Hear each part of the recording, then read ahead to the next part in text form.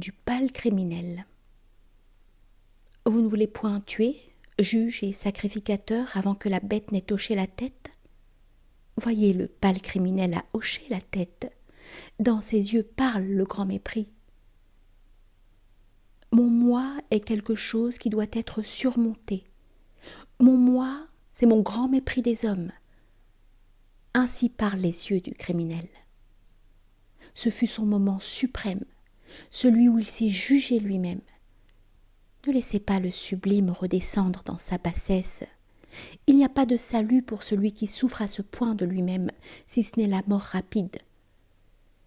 Votre homicide, ô juge, doit se faire par compassion et non par vengeance.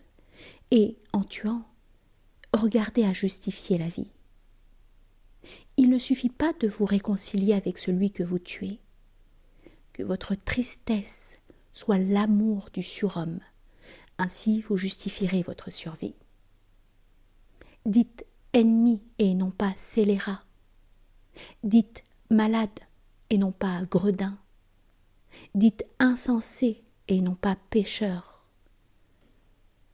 Et toi, juge rouge, si tu disais à haute voix ce que tu as déjà fait en pensée, chacun s'écrierait « ôtez cet immondice et ce venin ». Mais autre chose est la pensée, autre chose l'action, autre chose l'image de l'action. La roue de la causalité ne roule pas entre ces choses. C'est une image qui fait pâlir cet homme pâle. Il était à la hauteur de son acte lorsqu'il commit son acte, mais il ne supporta pas son image après l'avoir accomplie. Il se vit toujours comme l'auteur d'un seul acte. J'appelle cela de la folie, car l'exception est devenue la règle de son être. La ligne fascine la poule. Le trait que le criminel a porté fascine sa propre raison. C'est la folie après l'acte.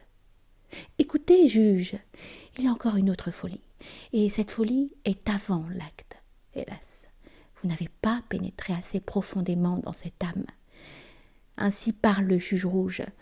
Pourquoi ce criminel a-t-il tué? Il voulait dérober. Mais je vous dis, son âme voulait du sang et ne désirait point le vol. Il avait soif du bonheur du couteau. Mais sa pauvre raison ne comprit point cette folie, et c'est elle qui décida le criminel. « Qu'importe le sang, dit-elle.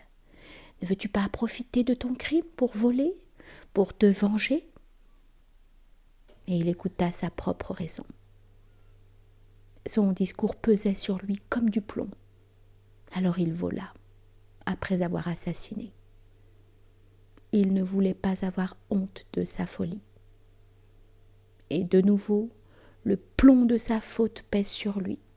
De nouveau, sa pauvre raison est engourdie, paralysée et lourde. Si, du moins, il pouvait secouer la tête, son fardeau roulerait en bas. Mais qui secouera cette tête? Qu'est-ce cet homme?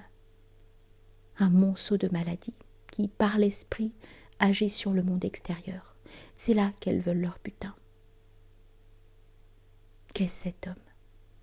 Une grappe de serpents sauvages entrelacés, qui rarement se supportent tranquillement, alors ils s'en vont chacun de son côté pour chercher leur butin de par le monde.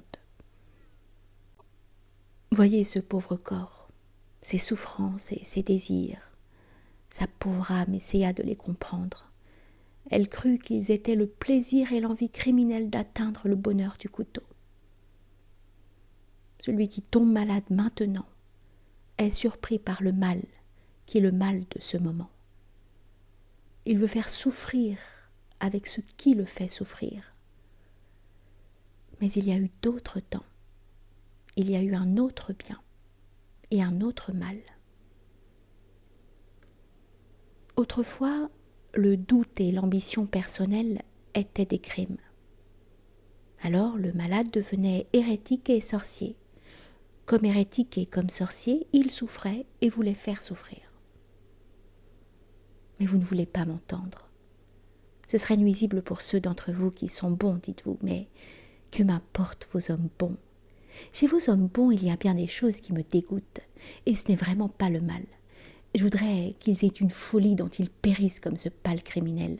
Vraiment, je voudrais que cette folie s'appelât vérité, ou fidélité, ou justice.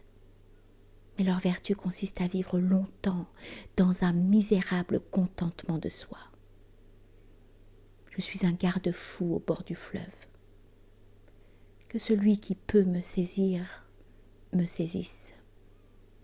Je ne suis pas votre béquille. Ainsi parlait Zarathustra.